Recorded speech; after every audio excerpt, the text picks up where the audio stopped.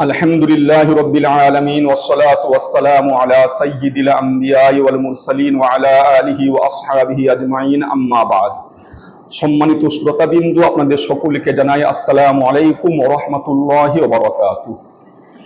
গত পর্বে আমরা এই বিষয়ে বলেছিলাম যে আমরা পরে দুই নামাজকে এক ওয়াক্তে জমা করা সম্পর্কে দলিল ভিত্তিক বিস্তারিত আলোচনা করব। তো এই বিষয়ে ইনশাআল্লাহ আজকে আমরা আলোচনা করব।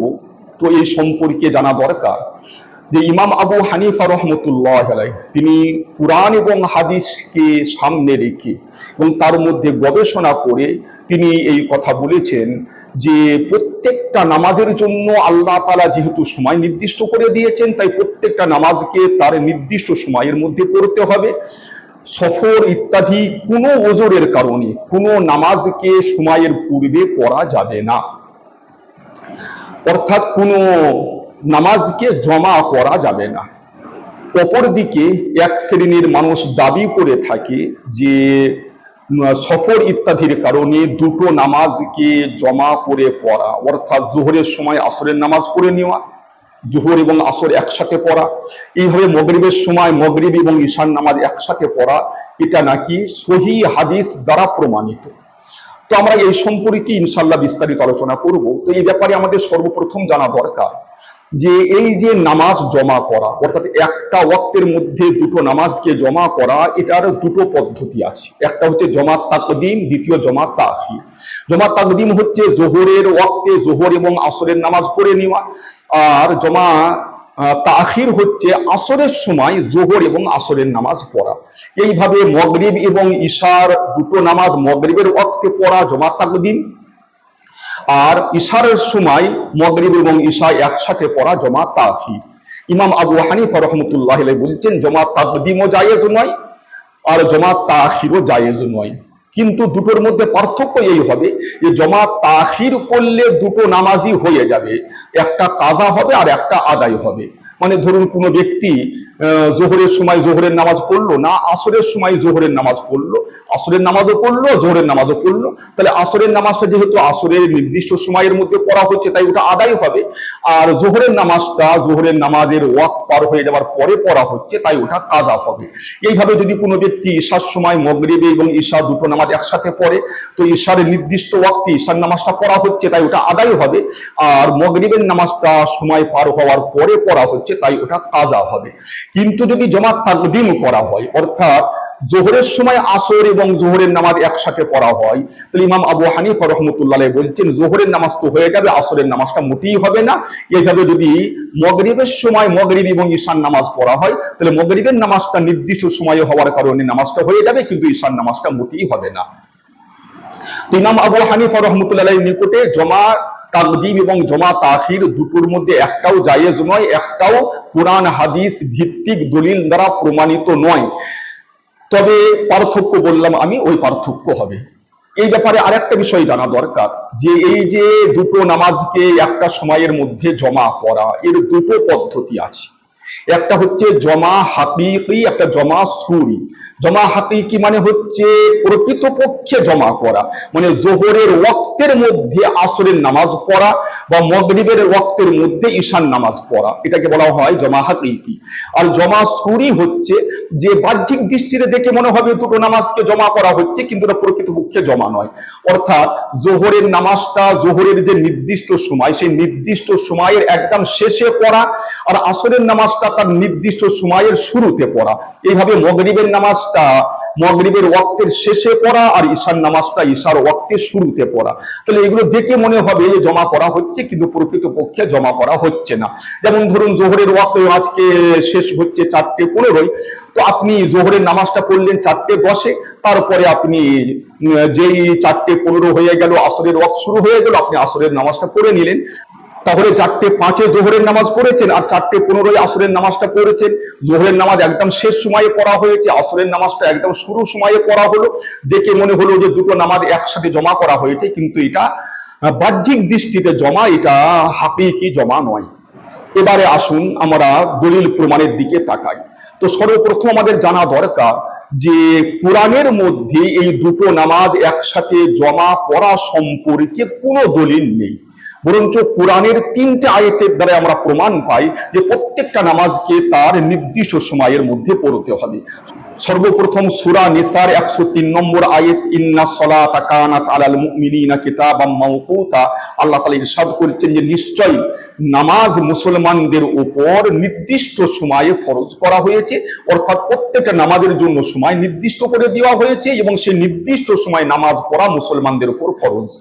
দ্বিতীয় দলিল সূরা মাউনের 4 ও 5 নম্বর আয়াত, ফাওয়াইলুল লিল মুসাল্লিন আল্লাযীনা হুম আন সালাতিহিম সাহুন, যে ওই সমস্ত নামাজীদের জন্য ধ্বংস রয়েছে যারা তাদের নামাজ থেকে বেখবর। তাফসীরে ইবনে কাসিরে এই আয়াতের ব্যাখ্যায় হযরত সাদ ইবনে আবি ওয়াক্কাস রাদিয়াল্লাহু তাআলা আনহু থেকে বর্ণনা করা হয়েছে যে তিনি আল্লাহ রাসূল সাল্লাল্লাহু আলাইহি ওয়াসাল্লামকে জিজ্ঞাসা করেছিলেন যে এই যে আল্লাহ তাআলা বলেছেন যে যারা নামাজ থেকে বেখবর, তো নামাজ থেকে বেখবর হওয়ার অর্থ কি? আল্লাহ রাসূল সাল্লাল্লাহু আলাইহি ওয়াসাল্লাম বললেন এখানে ওই সমস্ত লোক উদ্দেশ্য যারা নামাজকে নির্দিষ্ট সময় থেকে পিছিয়ে দেয়। এইভাবে সূরা বাকারার মধ্যে আছে, আল্লাহ তাআলা ইরশাদ করেছেন, হাফিজু আলা সলাওয়াতি ওয়াস সালাতিল উসতা, তোমরা প্রত্যেকটা নামাজের হিফাজত করো, বিশেষভাবে মধ্যবর্তী নামাজের। এই আয়াতের ব্যাখ্যায় তাফসীর ইবনে কাসিরের মধ্যে লেখা আছে যে আল্লাহ তাআলা এই আয়াতের মাধ্যমে মুসলমানদেরকে প্রত্যেকটা নামাজকে তার নির্দিষ্ট সময়ে পড়ার জন্য উৎসাহিত করেছেন। তো এই 3টে আয়াতের দ্বারা আমরা বুঝতে পারলাম যে প্রত্যেকটা নামাজের জন্য আল্লাহ তাআলা সময় নির্দিষ্ট করে দিয়েছেন এবং সেই নামাজগুলোকে তার নির্দিষ্ট সময়ের মধ্যেই পড়তে হবে, আগে পড়াও চলবে না এবং পিছিয়ে নামাজের ওয়াক্ত শেষ হওয়ার পরেও পড়া চলবে না। আসুন এবারে আমরা হাদিসের দিকে তাকাই। তো এই সম্পর্কে অর্থাৎ দুটো নামাজ একসাথে জমা করা সম্পর্কে 3 ধরনের হাদিস আমরা হাদিসের কিতাব সমূহের মধ্যে পাই।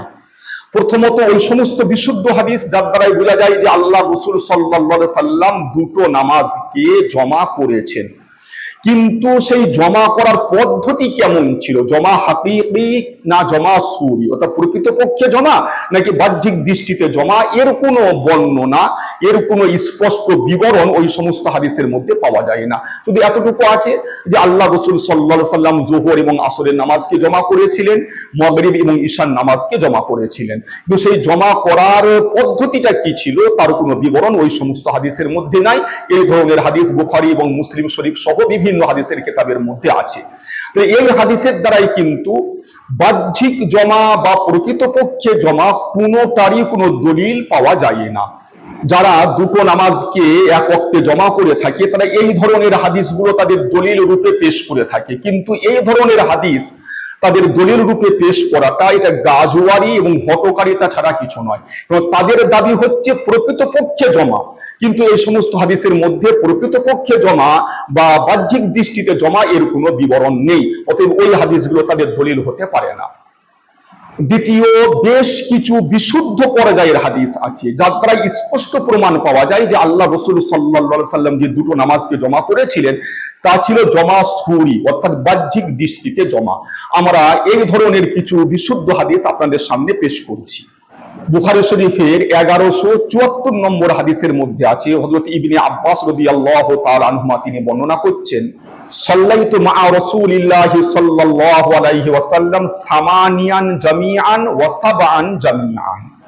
ইবনে আব্বাস রাদিয়াল্লাহু তাআলা আনহুমা বলছেন আমি আল্লাহ রাসূলের সাথে 8 রাকাত একসাথে এবং 7 রাকাত একসাথে পড়েছি, অর্থাৎ যোহর এবং আসর দুটো মিলিয়ে 8 রাকাত এবং মাগরিব এবং ঈশা দুটো মিলিয়ে 7 রাকাত। তো যোহর এবং আসর একসাথে এবং মাগরিব এবং ঈশা একসাথে পড়েছি। এই জমা করার পদ্ধতিটা কেমন ছিল এই হাদিসের বর্ণনাকারী হযরত আমর তিনি হযরত আবু শাআসাকে জিজ্ঞাসা করেছেন, এই যে আল্লাহ রাসূল যোহর এবং আসরের নামাজকে জমা করেছেন, মাগরিব এবং ঈশার নামাজকে জমা করেছেন, এটা কি এইভাবে ছিল যে আখরা যোহরা ওয়া আজ্জালাল আসর ওয়া আখরাল মাগরিবা ওয়া আজ্জালাল ঈশা, যে তিনি যোহরের নামাজকে তার নির্দিষ্ট সময়ের শেষে পড়লেন আর আসরের নামাজকে তার নির্দিষ্ট সময়ের শুরুতে পড়লেন, এইভাবে মাগরিবের নামাজকে তার নির্দিষ্ট সময়ের শেষে পড়লেন আর ঈশার নামাজকে তার নির্দিষ্ট সময়ের শুরুতে পড়লেন? তিনি বলেন হ্যাঁ এইভাবেই ছিল। অর্থাৎ এর দ্বারা স্পষ্ট বোঝা গেল যে এই যে জমাটা, এই জমাটা ছিল জমা সুরি, বাহ্যিক দৃষ্টিতে জমা, প্রকৃতপক্ষে জমা নয়। আর এই বিষয়টাই হযরত ইবনে আব্বাস রাদিয়াল্লাহু তাআলা আনহুমা থেকে বিশুদ্ধ সনদে নাসাই শরীফের 589 নম্বর হাদিসের মধ্যে বর্ণিত হয়েছে।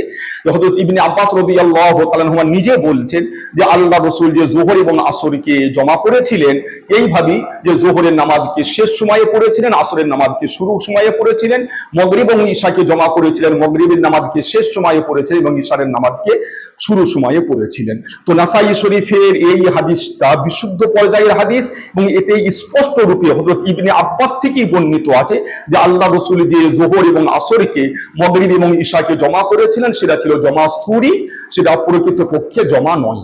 আবু দাউদ শরীফের 1234 নম্বর হাদিস, এটাও বিশুদ্ধ সনদে বর্ণিত, একদম বিশুদ্ধ পর্যায়ের হাদিস। এখানে আছে হযরত আলী রাদিয়াল্লাহু তাআলা আনহু থেকে বর্ণিত যে তিনি সফরের সময় সূর্য অস্ত যাওয়ার পরও তিনি সফর জারি রাখতেন। যখন মাগরিবের সময় প্রায় শেষ হওয়ার দিকে যেত, অন্ধকার ছেয়ে যেত, তখন তিনি মাগরিবের নামাজ পড়তেন।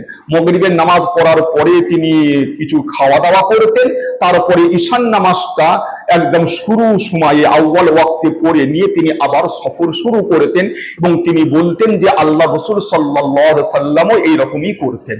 তো আবু দাউদ শরীফের এই বিশুদ্ধ পর্যায়ের হাদিসের দ্বারাই আমরা স্পষ্ট প্রমাণ পেলাম যে হযরত আলী রাদিয়াল্লাহু তাআলা আনহু যেভাবে দুই নামাজকে জমা করেছেন সেটা প্রকৃতপক্ষে জমা ছিল না, জমা হাকিকি ছিল না, জমা সুরি ছিল, এবং তিনি বলছেন আল্লাহ রাসূল সাল্লাল্লাহু আলাইহি সাল্লামও এইভাবেই জমা করতেন। তহাবি শরীফের 985 নম্বর হাদিস এবং মুসনাদে আহমদ ইবনে হাম্বল গ্রন্থের 25,039 নম্বর হাদিস, এবং এই হাদিসটা হাসান পর্যায়ের হাদিস। এই হাদিসের মধ্যে আছে হযরত আয়েশা রাদিয়াল্লাহু তাআলা আনহা বলছেন যে আল্লাহ রাসূল সাল্লাল্লাহু আলাইহি সাল্লাম সফরের মধ্যে যোহরের নামাজকে পিছিয়ে দিতেন এবং আসরের নামাজকে আগিয়ে আনতেন।